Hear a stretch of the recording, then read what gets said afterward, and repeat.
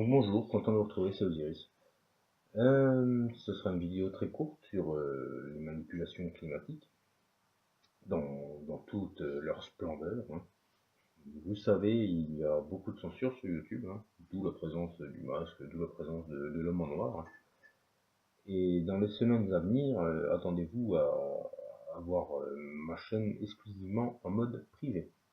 Oui, c'est une petite décision sur moi-même dans le but de me protéger, hein, et protéger mon travail qui est celui de chercheur de vérité. Donc je publicite toujours les mêmes personnes, hein, je revendique toujours les mêmes choses, hein, je n'ai pas changé tant que ça, à part le fait que je me cache, et que en fait, voilà, j'ai beaucoup de problèmes à côté pour ne pas en rajouter à ma barque, dirons-nous. Donc nous allons commencer gentiment avec quelques petits reportages pour l'un que j'ai trouvé en début d'année, hein, pour vous expliquer là où nous en sommes, et un autre que j'ai trouvé il y a peu de temps aussi, mais qui date lui de il y a 4 ans quand même, hein. Une compilation de ce qui a été établi il y a 4 ans. Tout ça pour vous aiguiller sur le fait que tout ce qui se passe en ce moment est un plan bien voulu par nos oligarches qui nous gouvernent dans notre beau pays français. Alors la France, je vous rappelle, n'est plus une démocratie, mais est une oligarchie volontaire, quoi. Un asservissement complet avec la loi travail, un mensonge médiatique autour du rafle de la moindre de nos économies, hein, donc au travers le pétrole, au travers la répression routière, au travers le tabac, au travers les taxations diverses, et parmi toutes ces taxations diverses, il y en a une qui rentre bien en ligne de compte, c'est bien entendu la taxation sur les inondations. Et oui, petit passage très important. Donc nous allons commencer dans le vif du sujet avec les deux petits reportages que je vous ai retrouvés, par le biais de notre ami YouTube, qui parfois ne nous ampute pas. Parfois, hein, il y a un parfois.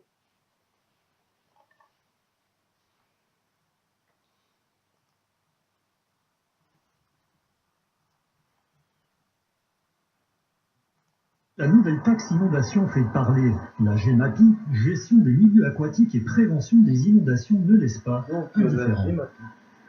C'est beau comme Abusé, quoi, on nous enlève un truc pour nous rajouter un autre, etc.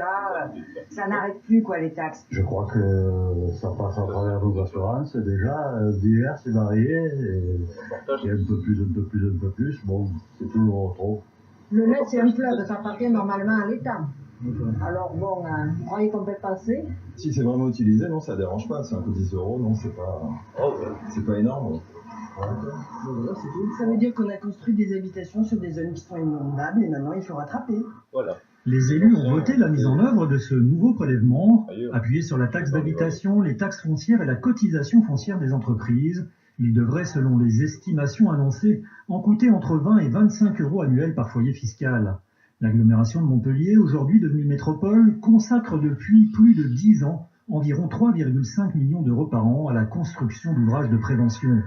Ce nouveau prélèvement dédié est vu d'un bon œil.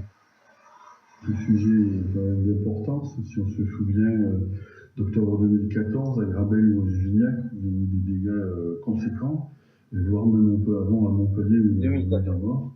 C'est un sujet qui mérite une priorité et donc un financement, si la loi l'impose, puisque le prélèvement est assez minime chez les contribuables. Je crois que c'est une bonne chose. Pour eux, ça dérange Un pas. prélèvement qui remplit donc les caisses, mais aussi les responsabilités supplémentaires, pas du goût de tout le monde. Aujourd'hui, on nous demande encore plus et surtout on nous donne une responsabilité qui n'était pas hier la nôtre, hein, et le président de l'agglomération, les maires, seront mis devant le fait accompli si jamais il y avait un accident. Quoi qu'il en soit, il y aura bien une nouvelle ligne supplémentaire dans vos taxes pour 2018. Donc voilà pour la première petite vidéo dédiée à ce sujet. Nous allons tout de suite enchaîner sur la deuxième qui sera beaucoup moins sympathique. Et là, vous allez prendre cher. Chercherait-elle un moyen de contrôler le climat? 2014. C'est la question qu'on se pose aujourd'hui dans les reportages. Contrôler le climat en déclenchant par exemple des cyclones ou en provoquant des sécheresses. L'idée paraît farfelue et pourtant, En plein Alaska, l'armée américaine développe depuis plusieurs années un programme de recherche scientifique et militaire sur l'ionosphère. Cette année, les premiers flocons sont précoces à Pékin. Ils sont tombés 2 mois plus tôt que l'an dernier. Une anomalie qui n'a rien de naturel. Les climatologues chinois disent avoir envoyé dans l'atmosphère des particules chimiques qui déclenchent ces précipitations. Mais cette fois, les températures proches de 0 degré ont pris le cours des habitants. La neige a provoqué des problèmes de circulation dans la capitale et des vols ont dû être retardés. Plus au nord, dans la province de Jilin, des arbres sont couchés sous le poids de la neige. Les intempéries ont aussi multiplié les accidents de circulation. Mais en contrôlant ainsi le climat, la Chine espère remédier à la sécheresse. Sécheresse, les Chinois ont la réponse, provoquer la neige. À Pékin, un manteau de neige fabriqué artificiellement a recouvert à la ville. Depuis des années déjà, les météorologues chinois provoquent la pluie en injectant des substances chimiques dans les nuages. La jonction entre Arp et Chemtrails. Donc voilà, hein. Je vous ai illustré parfaitement le sujet. Donc c'est précisément là où je voulais en venir. C'est-à-dire que tout ce qui est en train d'arriver en ce moment a été voulu depuis très longtemps. Ils savent faire de la neige en plein mois d'avril. Ils savent faire de l'eau en injectant des produits chimiques dans les nuages.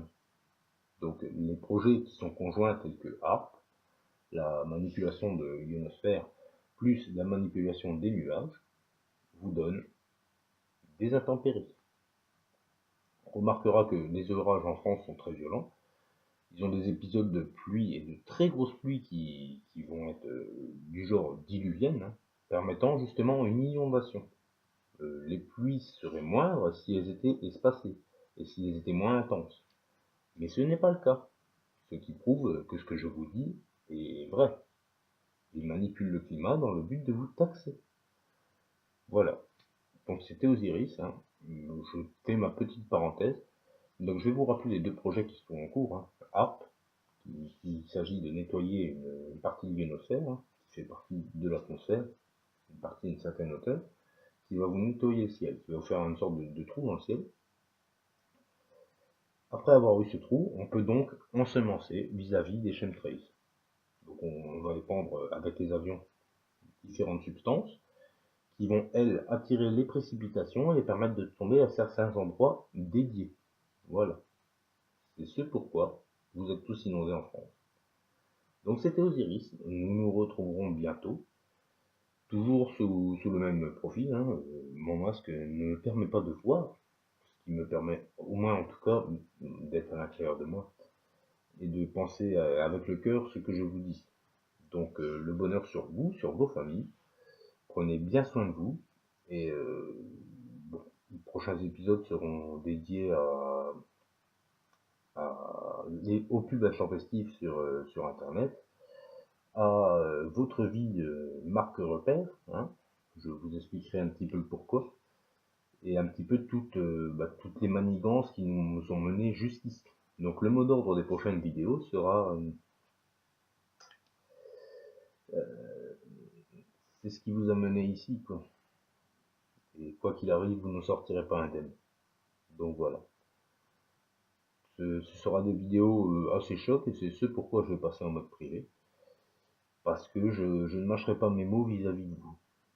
J'ai assez perdu mon temps dans ma vie, et puis j'ai assez fait preuve de langue de bois pour ne pas justement l'ouvrir en ce moment, et puis pour...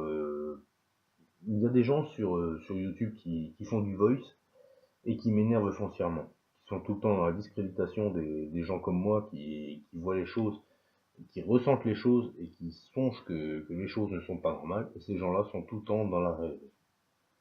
Ce qui fait que les raconteurs de vérité, tels que moi et bien d'autres, sont tout le temps discrédités. Tout le temps on dit, ah bah non, ils sont fous ces gens-là. Ils sont même dangereux. Nous ne sommes pas dangereux. Ce qui est dangereux pour vous, c'est l'obscurantisme. Obscurantisme hors d'œuvre. Voilà. D'une célèbre BD que vous retrouverez vous-même par vos propres soins. Un petit peu de recherche, mes amis. C'est obscurantisme hors d'œuvre. Rappelez-vous bien de cela.